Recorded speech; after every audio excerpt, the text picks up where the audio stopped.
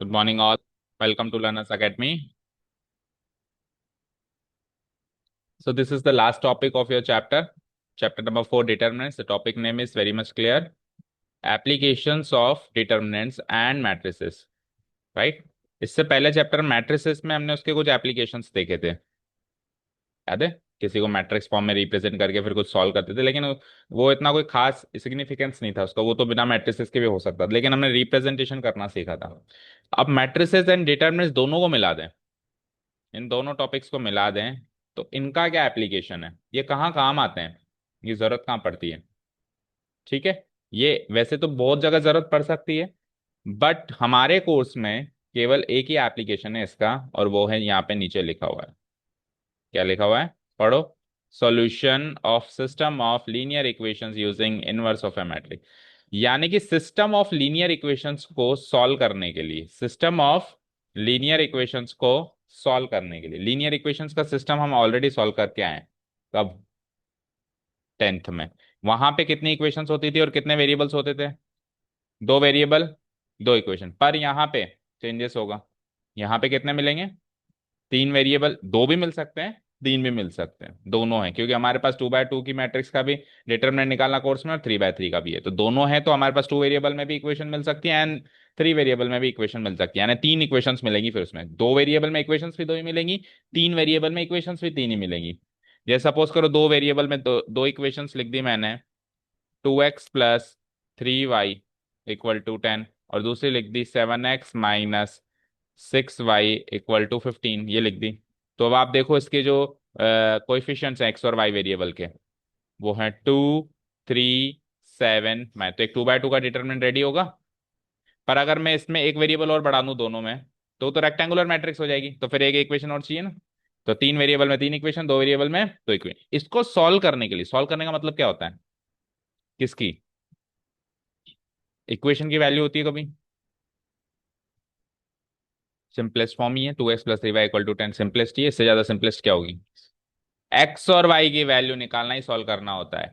X और Y variable की ऐसी वैल्यू दोनों में पुट करें ताकि ये दोनों इक्वेशन सेटिस्फाई हो जाएं, उसको बोलते हैं सॉल्यूशन, समाधान। इस इक्वेशन का समाधान एक्स और वाई की पॉसिबल वैल्यू, यूनिक सॉल्यूशन जो हम निकालते हैं, जो उसमें भी सेटिस्फाई और उसमें भी सेटिस्फाई। ये निकालने के लिए जो हमारे पास 10th में मेथड्स थे वो क्या थे? Substitution, elimination, cross multiplication, graphical, ये सारे थे। और थ्री वेरिएबल तो था ही नहीं 10th में। यहां पे हमारे पास मेथड क्या है, पढ़ो। Inverse of A matrix. Matrix का इनवर्स वाले तरीके से अपन इसको सॉल्व करना सीखेंगे, जो भी अपन हाल ही में पिछली एक्सरसाइज में सीख के आए, how to find the inverse. समझ गए? चलो तो स्टार्ट करें। अच्छा, अब आप याद करो, जब अपन क्लास 10th में पेयर ऑफ लीनियर इक्वेशंस को सॉल्व करते थे, लाइक स्टैंडर्ड फॉर्म ये होती थी, याद करो, a1x + b1y + c1 = 0। पहले थोड़ा टॉपिक से फेमिलियर हो जाओ, फिर यूं ही समझ में आ जाएगा। b2y + c2। तो इस तरीके की linear equations in two variables होती थी। तो इनको सॉल्व करने से पहले हम ये देखते थे इनको सॉल्व करना पॉसिबल है क्या, यानी कि नेचर ऑफ सॉल्यूशन। याद है आपको? इनका हम नेचर निकालते थे, नेचर ऑफ सॉल्यूशन, कि या तो उसमें एक्स और वाई की वैल्यू निकालना पॉसिबल है या है ही नहीं। ऐसी कोई एक्स और वाई की वैल्यू नहीं है जो दोनों जगह लगाएं कि ये सेटिस्फाई हो जाए, और या फिर बहुत सारी वैल्यूज हैं जो उसको सेटिस्फाई करें। तो तीन तरीके के सॉल्यूशन होते थे, यूनिक, याद है? एक ही दुनिया में ऐसी वैल्यू है जिसको सेटिस्फाई कर सकती है। और दूसरी क्या होती थी? नो सॉल्यूशन, कोई भी वैल्यू ऐसी नहीं है। और तीसरी क्या है? इनफाइनाइटली मैनी सॉल्यूशन, बहुत सारी वैल्यूज है जो इनको सेटिस्फाई कर सकती है। तो ये तीन तरीके के नेचर होते थे, याद करो। वो तीन तरीके के नेचर में से अगर वो नेचर यूनिक होता था, तो ही तो उसको तीन चार मेथड से सॉल्व करते थे। अगर वो नो सॉल्यूशन या इनफाइनाइटली मेनी सॉल्यूशन का केस है तो सॉल्व हो ही नहीं सकता ना। तो फिर हम सॉल्व ही नहीं करते थे, लिख देते थे कि इसका कोई सॉल्यूशन नहीं है, इसमें तो बहुत सारे सॉल्यूशन हैं। लेकिन जब यूनिक होता था तभी बात आती है। तो कहने का मतलब ये कि इक्वेशन सिस्टम ऑफ, उस जगह हम कहते थे पेयर ऑफ लीनियर इक्वेशन, अभी हम कह रहे हैं सिस्टम। सिस्टम इसलिए कह रहे हैं क्योंकि पेयर से वो तीसरी भी हो सकती है। तो दो हो जाए, तीन हो जाए, चार हो जाए, 4x4 की डिटरमिनेंट बना दें। तो इसलिए पेयर को, वर्ड को हटा के सिस्टम लगा दिया अभी, है ना? तो system of linear equation solve होने के लिए उसका नेचर ऑफ सॉल्यूशन यूनिक होना जरूरी है, तभी तो सॉल्व करोगे। मान लो इन दोनों में से कुछ है तो सॉल्व ही नहीं हो सकता ना। तो सॉल्व करने से पहले हमको ये सीखना पड़ेगा कि मैट्रिक्स की दुनिया में हम कैसे पता लगाएं कि इसका सॉल्यूशन यूनिक है कि नो है कि इनफाइनाइट है कि कुछ और है कि क्या है। ये कैसे पता लगाएं, उसके बाद आएंगे सॉल्व करने पे। और जो इसको पता लगाएंगे ना हम, तो पता लगाने के प्रोसेस में ही हम इसको सॉल्व करना भी सीख जाएंगे। जैसे पुराने पीछे आओ, हम कुछ प्रूफ कर रहे थे, प्रूफ करने के प्रोसेस में हमने इनवर्स निकालना सीखा, तो हम इन तीनों में से कौन सा नेचर है ये पता लगाएंगे, और उसके प्रोसेस में ही कहीं ना कहीं छुपा हुआ है कि एक्चुअली इसका सॉल्यूशन कैसे निकालते हैं। और उसमें से भी फिर आप याद करो, जब जब वो यूनिक और इनफाइनाइट होता था, तब हम उसको कहते थे कंसिस्टेंट। और जब वो नो सॉल्यूशन की कैटेगरी का होता था तो इनकंसिस्टेंट। तो पहले कंसिस्टेंसी पता लगाएंगे सिस्टम की, फिर तीनों में से कौन सी चीज है वो पता लगाएंगे, और फिर सॉल्व करेंगे। सारी चीज इस एक्सरसाइज में कवर करनी है, समझ गए? ओके। देखो, ये देखो नोट आप पढ़ो यहाँ पे साफ साफ जो अपन बात कर रहे थे। In this chapter we will restrict ourselves to the system of linear equations having unique solutions only. जिनके यूनिक है उन्हीं को सॉल्व करना सीखेंगे, क्योंकि नो और इनफाइनाइट को तो वैसे भी सॉल्व, और टेंथ में भी नहीं सीख पाए थे वो तो, है ना, क्योंकि है ही नहीं तो क्या निकालोगे सॉल्यूशन। ठीक है। हाँ जी। तो अब नोट सेक्शन पे चलते हैं एक बार। एप्लीकेशन ऑफ मैट्रिक्स में पढ़ते हैं एक बार। Matrices and determinants can be used to solve the system of linear equations in two और थ्री वेरिएबल्स। ठीक है, और भी हो सकते हैं लेकिन हमारे कोर्स में टू और थ्री चलेंगे। For this, first of all, the given system of linear equations has to be arranged in the matrix equation form as follows. जो भी सिस्टम ऑफ लीनियर इक्वेशंस आपको गिवन होगा उसको इस तरीके की मैट्रिक्स इक्वेशन में कन्वर्ट करना है। जैसे कि फॉर एग्जाम्पल अभी मैंने एक पेयर ऑफ लीनियर इक्वेशन लिखा, 2x + 3y = 10। या फिर पूरी स्टैंडर्ड फॉर्म की बात करें तो ऐसे लिख लो, +10 = 0। दूसरे की बात करें तो 3x - 7y। पर इसमें क्या करना पड़ेगा, आरएचएस में रखना ही पड़ेगा, तभी वो अरेंज हो पाएगी। स्टैंडर्ड फॉर्म में नहीं चल पाएगी इसमें, है ना। =10, और 7x - 6y = 15। मान लो ये पेयर ऑफ लीनियर इक्वेशन है, सिस्टम ऑफ लीनियर इक्वेशन है। इसको हमको कुछ ऐसा मैट्रिक्स ए, एक्स और तीन बी, ऐसे तीन मैट्रिक्स आपको सोचनी है, ताकि ये जो सिस्टम है इस इक्वेशन में कन्वर्ट हो जाए। अब वो कैसे? तो सपोज करो ए मैट्रिक्स के अंदर मैं एक 2x2 की मैट्रिक्स बना दूं, जिसमें ये चार एलिमेंट्स डाल दूं, एक्स और वाई के कोएफिशिएंट्स, 2, 3, 7, -6। एक्स मैट्रिक्स के अंदर मैं एक रेक्टेंगुलर मैट्रिक्स बना दूं और ये वेरिएबल्स पुटअप कर दूं, एक्स और वाई। ये 2x2, ये 2x1। और वाई जो बी मैट्रिक्स है उसमें मैं जो ये कांस्टेंट टर्म्स आ रही हैं ये पुटअप कर दूं, वो भी रेक्टेंगुलर में, 10, 15। तो अब आप जरा a × x करो। तो a × x मतलब 2 से 2 कैंसिल आउट, तो 2x1 की मैट्रिक्स बनेगी। तो ax 2x1 की मैट्रिक्स बन गई। इसके एलिमेंट्स कैसे डिसाइड होंगे, रो 1 कॉलम 1, यानी 2x + 3y पहला एलिमेंट बताओ, और दूसरा 7x - 6y।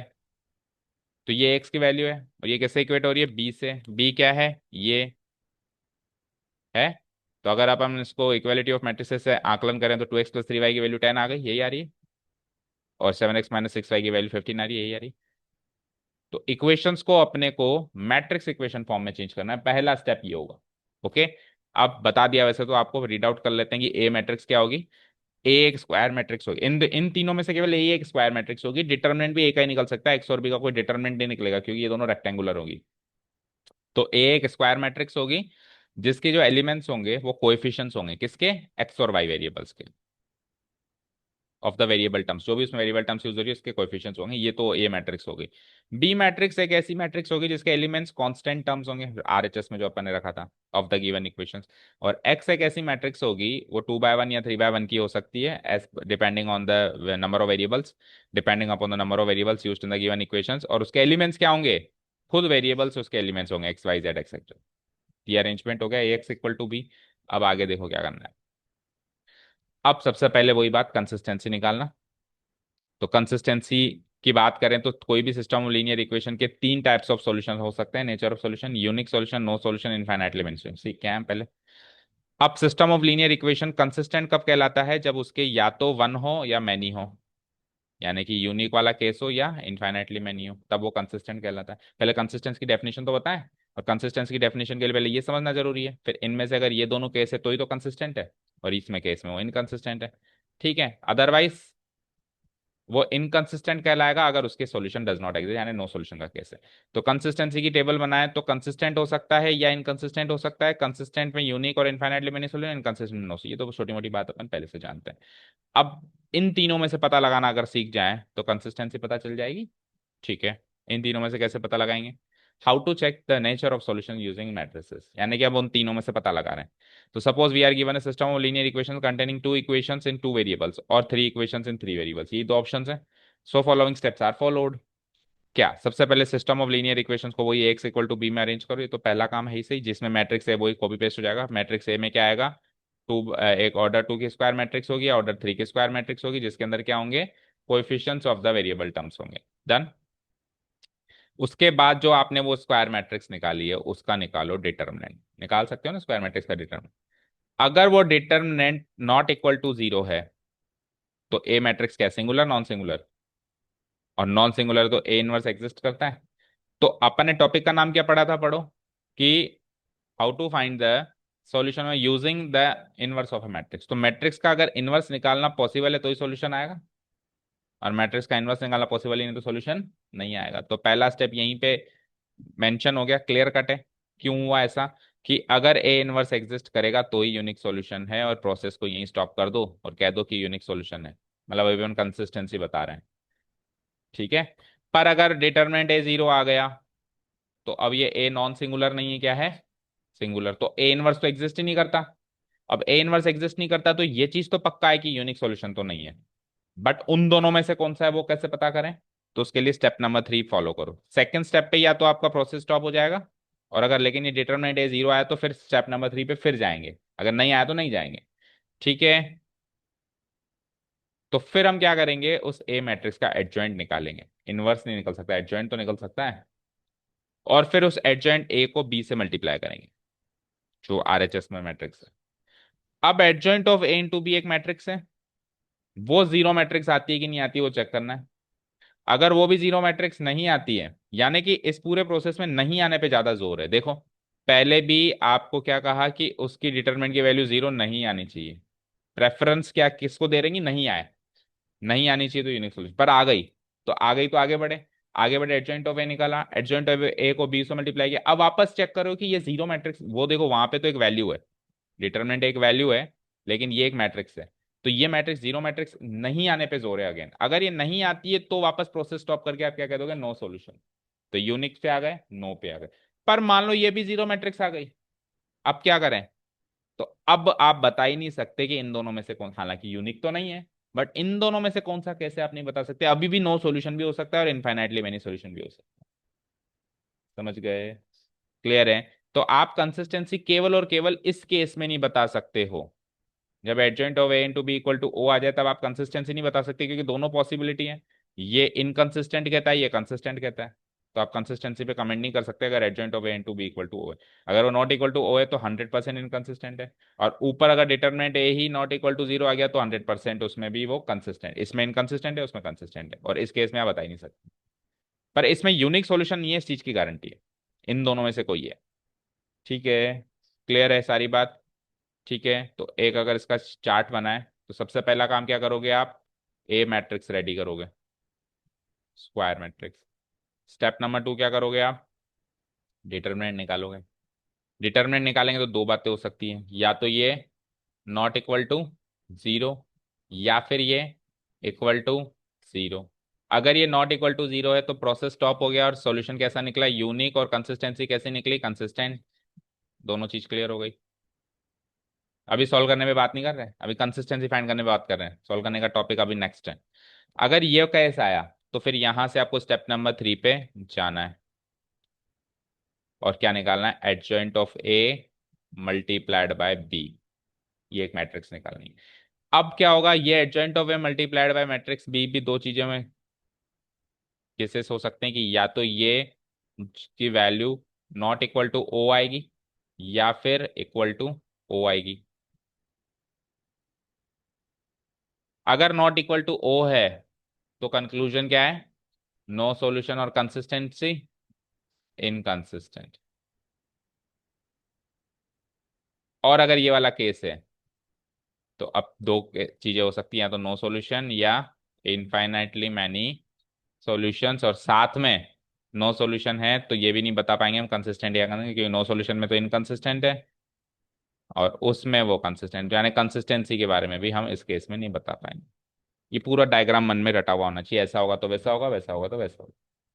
डन। अब बात करते हैं कि अगर हमारा प्रोसेस यहाँ पे स्टॉप हो जाता है और यूनिक सॉल्यूशन की गारंटी है, तो उसको निकालें कैसे? ठीक है, तो हमने इक्वेशन क्या सेट करी थी? ए एक्स इक्वल टू बी। तीन मैट्रिसेस हैं यहाँ पे, कौन कौन सी? इन तीन मैट्रिसेस में कौन सी दो मैट्रिक्स की वैल्यू है आपके पास और किसकी नहीं है? एक्स की नहीं है, ए की तो है, very coefficients of variable terms, और बी क्या है? Constant terms. और ए और बी तो निकालना भी नहीं, निकालना ही एक्स है, एक्स और वाई की वैल्यू निकालनी। तो यानी एक्स को आइसोलेट करना है, तो यानी ए को उधर भेजना है। ए को उधर भेजने का तरीका बताओ, कई बार बता चुके हैं। 1/a, वो वैल्यू है, मैट्रिक्स है वो, पूरा का पूरा एज इट इज चल जाएगा। मैट्रिक्स से मैट्रिक्स डिवाइड हो सकती है। तीन चार बार बता दिया पूरे दोनों चैप्टर्स में। मैट्रिक्स इक्वेशन को सॉल्व करने के फंडे कल ही डिस्कस किया है अभी कुछ क्वेश्चंस में। बेटा 1/a होता क्या है ये तो बताओ मुझे, what do you understand by 1/a? One divided by some matrix हो सकती है क्या ऐसे? ऐसी कोई चीज होती है क्या मैट्रिक्स की दुनिया में? 1/a जैसी कोई चीज होती नहीं है बेटा। A is not a value, it is a matrix. Matrix can not be divided by any number. या मैट्रिक्स से कोई नंबर, मैट्रिक्स से तो फिर भी कोई नंबर डिवाइड कर सकते हो आप, a/2 जरूर कर सकते हो, कि पूरी मैट्रिक्स के एलिमेंट्स को आपने 1/2 से मल्टीप्लाई कर दिया। लेकिन किसी नंबर को आप मैट्रिक्स से कैसे मल्टी डिवाइड या मल्टीप्लाई करोगे? डिवीजन ऑफ मैट्रिक्सेस सीखा है क्या अपन आप बताओ, अपन ने ऑपरेशन में क्या क्या सीखा है? Addition, subtraction and multiplication. Multiplication में स्केलर मल्टीप्लीकेशन और मैट्रिक्स मल्टीप्लीकेशन। डिवीजन ऑफ कुछ तो सीखा ही नहीं है। Pre multiplying both sides by A inverse. A को भगाने का तरीका, उसके इनवर्स से मल्टीप्लाई करो, तो इधर भी ए इनवर्स हो जाएगा प्री मल्टीप्लाई। अगर एक्स को भगाना होता तो पोस्ट मल्टीप्लाई करते एक्स इनवर्स से, लेकिन एक्स को भगानी नहीं है, एक्स की तो वैल्यू चाहिए। जिसकी वैल्यू चाहिए उसको आइसोलेट करना है, यानी कि बाकी को उधर भेजना है। ए इनवर्स इंटू ए और आई इंटू एक्स, बन गया एक्स, हो गया आइसोलेट। क्या आंसर आया एक्स का?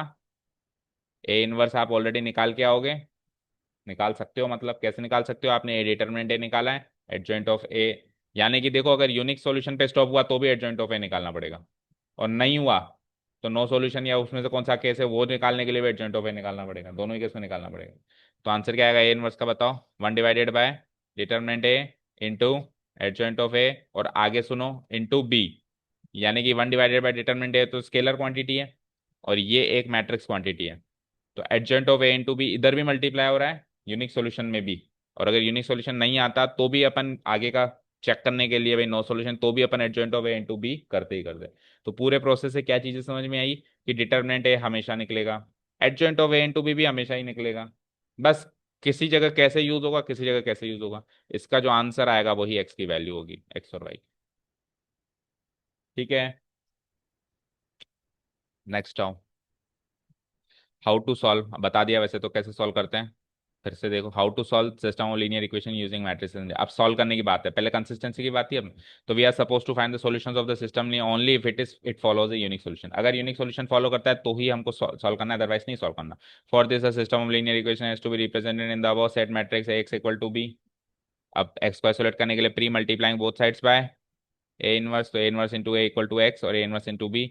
ए इनवर्स इंटू ए आई हो गया, रीजन डाल दिया यहाँ पे, और आई इंटू एक्स एक्स हो गया, रीजन डाल दिया यहाँ पे। तो एक्स की वैल्यू क्या आ गई? A inverse multiplied by B, that's it. ये हमारा फाइनल फॉर्मूला मिल गया मुझे एक्स मैट्रिक्स निकालने में।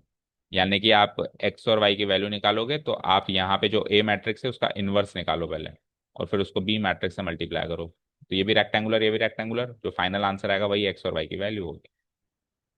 अब इसमें एक्स वाई जेड भी चल जाए और चार वेरिएबल भी चल जाए, कोई दिक्कत नहीं। कोई सब्सटीट्यूशन, कोई एलिमिनेशन, कोई मेथड नहीं लगाना, बस इन नंबर्स को आपस में गुणा मल्टीप्लाई ये सब करना है। और जब अपन सब्सटीट्यूशन एलिमिनेशन निकालते थे तो भी तो अपन इन नंबर्स को ही तो आपस में कुछ गुणा मल्टीप्लाई करते थे, और क्या करते थे? किसी दूसरे अप्रोच से करते थे, और कुछ डिफरेंट चीज तो वैसे भी नहीं करते थे। समझ गए क्या? सो दिस इज इट, ये हो गया हमारा कोर्स, सॉरी मतलब चैप्टर के इंट्रोडक्टरी पार्ट ओवर यहाँ पे। ठीक है, come to the exercise portion. देखो एक आध क्वेश्चन। 4.6 आपके उसमें बुक में 4.5 रही होगी ये, 4.5। ठीक है।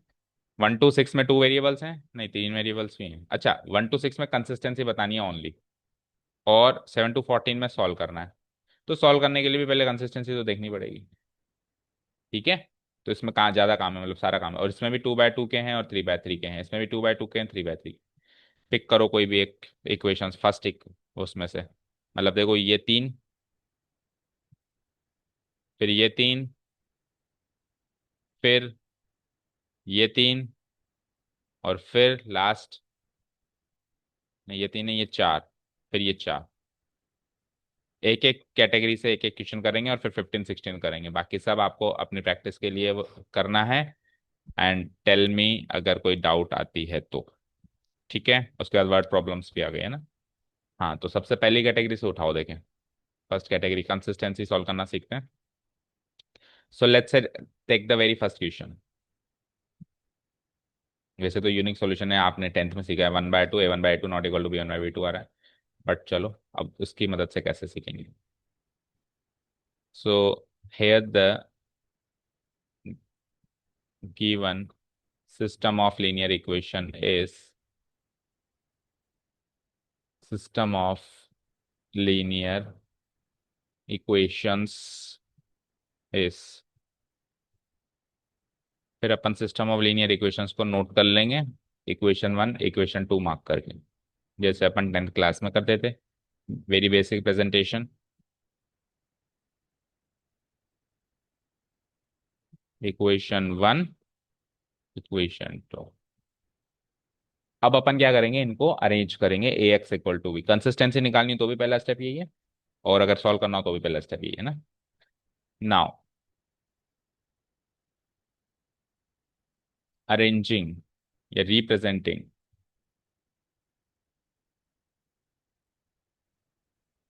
representing the given system in matrix equation form, in matrix equation form as, कौन सी matrix equation form, A X equal to B. We have, तो A X equal to B के हिसाब से ए क्या होगा, एक्स क्या होगा और बी क्या होगा, अपने को लिखना है।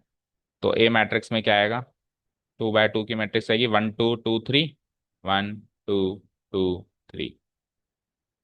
अच्छा देखो, अगर ये दोनों रेशियो बराबर आ जाए ना, 1/2 2/3, तो इनका ये डिटरमिनेंट भी जीरो आएगा। बात तो वही हो गई ना। और अगर जब ये बराबर नहीं आया तो डिटरमिनेंट जीरो आ ही नहीं सकता। तो कान इधर से पकड़ो, उधर से बात एक ही है, घूम फिर के, है ना। सो ये ए मैट्रिक्स हो गई। एक्स मैट्रिक्स में क्या आएगा, एक रेक्टेंगुलर मैट्रिक्स बनाओ, एक्स और वाई। और बी मैट्रिक्स में हमको क्या रखना है, अगर इन केस हमको ये 2 और 3 इधर दिया हुआ है तो हमको उधर भेजना है, पहले इसमें कंपलसरी उधर भेजना, ठीक है। सो बी मैट्रिक्स में क्या हो जाएगा, 2 और 3। डन। ऑर्डर भी लिख दो, ये 2/2, ये 2/1, और ये भी 2/1। तो अगर मैं a इंटू एक्स करूंगा तो 2 से 2 कट के 2/1 बन रहा है। ठीक है। अब क्या करना है, कंसिस्टेंसी चेक करने के लिए पहला स्टेप, डिटर्मिनेंट ऑफ ए निकालेंगे। Now determinant of A equal to क्या होगा बताओ, 1 into 3 -2 into, जो कि क्या बन जाएगा, 3 - 4, that means -1, which is not equal to 0। तो यहाँ पे कंक्लूड हो गया, मेरी कंसिस्टेंसी क्लियर हो गई। Here determinant of A is not equal to 0, so A matrix A is, बोलो क्या, non singular. Matrix A is non singular. साथ में एक बात और लिखेंगे, एंड ए इनवर्स एग्जिस्ट। और जब जब ए इनवर्स एग्जिस्ट करता है तब तब यूनिक सॉल्यूशन है, सिंपल सा लॉजिक है। ठीक है ना। So the given system of linear equations, system of linear equations has unique solution, पहली चीज, और साथ में कंसिस्टेंसी, दोनों बताओ। आप रिस्क लो ही मत, वो पूछे तो वो बता दो, वो पूछे तो दोनों बता दो, है ना। हैज यूनिक सॉल्यूशन, अंडरलाइन कर दो इसको, and it is consistent, consistency की होता था, एंड इट इज कंसिस्टेंट। ठीक है, ये हो गया हमारा। तो यूनिक आने पर हम कहीं ना कहीं काम थोड़ा कम है देखा जाए तो। अब एक ऐसा उठाओ जिसमें यूनिक ना निकले। ठीक है, तो देखो आप कौन सा दिख रहा है, थर्ड वाला दिख रहा है मुझे, 1/2 3/6, ये भी 1/2 बनेगा ना। तो थर्ड वाला लेट से इसी को शिफ्ट करते हैं यहाँ पे, ये हो गई हमारी थर्ड इक्वेशन।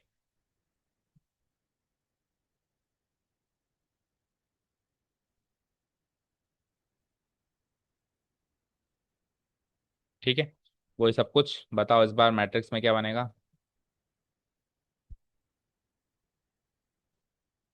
1 3 2। तो इनका जब रेशियो बराबर है तो डिटरमिनेंट 0 आना ही आना है। और RHS चेंज करो, बी मैट्रिक्स 5 and 8। और अगर इसका रेशियो 5 and 8 से मैच कर जाता तो इनफाइनाइट होता, अभी नो सॉल्यूशन है। आप इक्वेशन देखते ही खुद पहले पता लगा लो क्या है, नो सॉल्यूशन है ना। और फिर आप करोगे तो आपको ज्यादा समझ में आएगा। ठीक है, चलो तो डिटरमिनेंट ए निकालते हैं।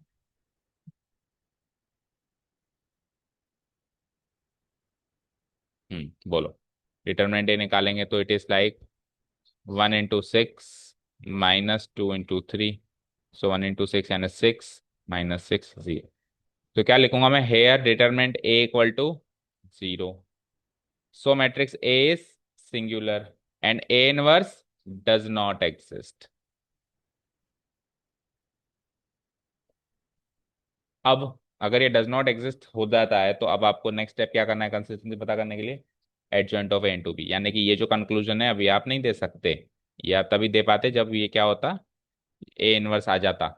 नहीं आया, तो अब क्या निकालना है, एडजॉइंट है, और फिर उसको कैसे मल्टीप्लाई करना है, बी से। तो नाउ एडजॉइंट है तो 2/2 की मैट्रिक्स का एडजॉइंट निकालना आसान काम है काफी। Adjoint A equal to, interchange the diagonal elements. तो 1 6 कम 6 1, और ये -3 - 2। अब इसको बी से मल्टीप्लाई करें। नाउ एडजॉइंट ऑफ ए, अभी ओ आएगा नहीं आएगा बताओ, सॉल्व क्यों कर रहे हो, ऐसे ही सोचो ना। नहीं आएगा, आएगा। नो सॉल्यूशन है ना बेटा, इसके 5/8 के काम बराबर आ रहा है वो, तो नो सॉल्यूशन में तो आएगा ना। 100% नो सॉल्यूशन में तो आएगा ना। हम्म। और फिर इधर बी मैट्रिक्स क्या है, 5 और 8। ठीक है, करें मल्टीप्लाई। तो 6 5 पहला एलिमेंट 30। और अच्छा, ये इसका आंसर कौन सी मैट्रिक्स आएगी वो भी देख लो पहले, आप अरेंज तो करो। 2/2 है और 2/1 है, तो 2/1 आएगी मतलब आंसर है ना, 2/1। चलो अब रखो एलिमेंट्स। तो 6 5 30, आया नहीं लेकिन। 6 5 30, 8 × -3, 30 - 24। और फिर इधर वापस करो, -10 + 8। चलो देखते हैं। तो 30 - 24 गिव्स मी व्हाट, 6। और -10 + 8 gives me what, -2। So is it equal to O, it is not equal to O. क्या लिखूंगा मैं कंक्लूजन हेयर,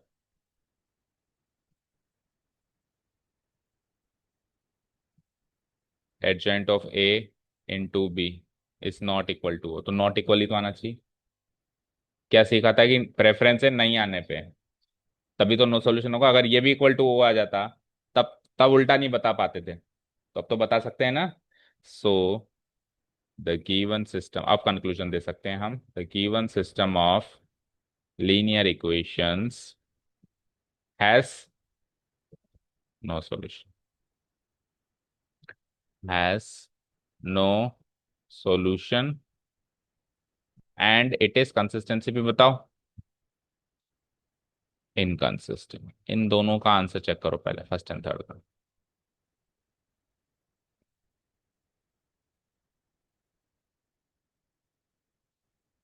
अच्छा, कंसिस्टेंसी का ही आंसर है। चलो quickly let's take a 3/3 matrix, फिर सॉल्यूशन पार्ट कल करेंगे। तो कौन, फोर्थ फिफ्थ सिक्स में से एक पिक करो, कोई सा भी, कौन सा पिक करना है। फोर्थ। तो गिवन मैट्रिक्स है हमारे पास ये system of linear equations.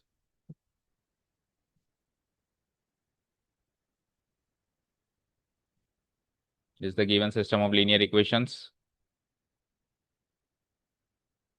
Equation one, equation two, equation three. Arrange करते हैं ए एक्स इक्वल टू बी, लेकिन अब ए एक 3/3 की मिलेगी, ये भी 3/1 की मिलेगी, और वो भी 3/1 की मिलेगी, राइट। तो अरेंज करते हैं इनको। We have A equal to,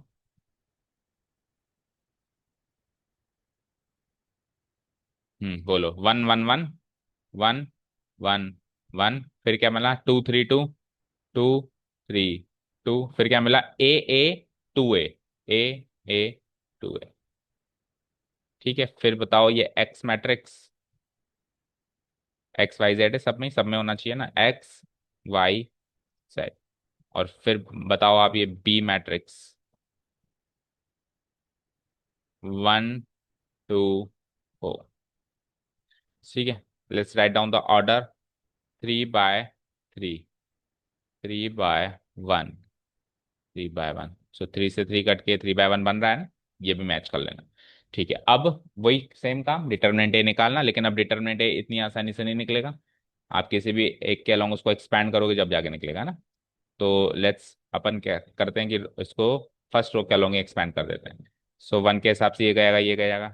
तो 1 × क्या होगा, 6a -2a। फिर अगला वाले 1 जो कि -1 होगा पोजीशन के हिसाब से, -1। फिर आ जाओ, ये गएगा, ये जाएगा, तो 4a -2a। ठीक है, फिर अगला और लास्ट वाला 1 जो हो जाएगा +1, और इसमें ये जाएगा, ये जाएगा, तो 2a -3 है। ठीक है, चलो जी।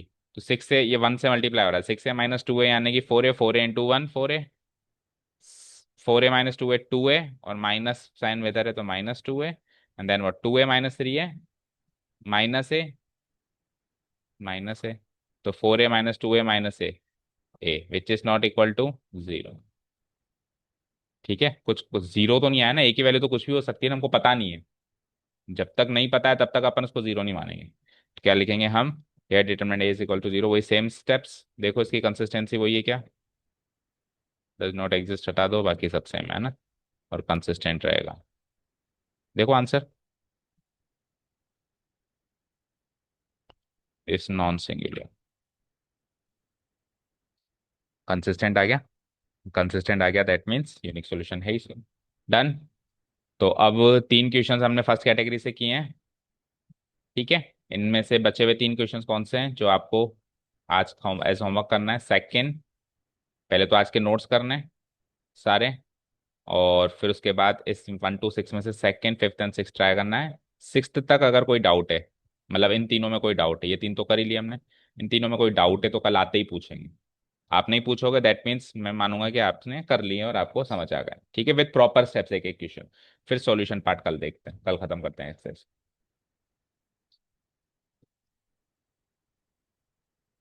कौन सा क्वेश्चन है ये?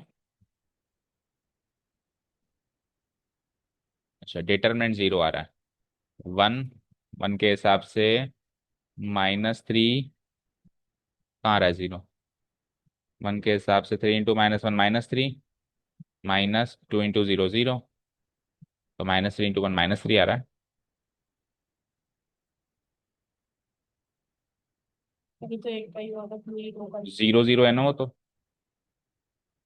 मैक्सिमम नंबर ऑफ जीरोस वाली रो ले ली ना मैंने। तो 0 0 का तो कोई फर्क ही नहीं पड़ेगा ना, केवल 1 का ही तो फर्क पड़ेगा। को फैक्टर, को फैक्टर यानी एडजॉइंट निकाला, एडजॉइंट तो तब निकालेंगे जब ये इसका डिटरमिनेंट। पर को फैक्टर निकालने, सही तो कह रहे हो, तो को फैक्टर निकालो ना बैठ के, मतलब डिटरमिनेंट तो आ रहा है, मतलब इनवर्स तो एग्जिस्ट करता है। ऐसा नहीं होगा कि इनवर्स एग्जिस्ट नहीं करता है। ठीक है, ठीक है, करें mind up. Thank you so much for listening to us, have nice day, keep learning.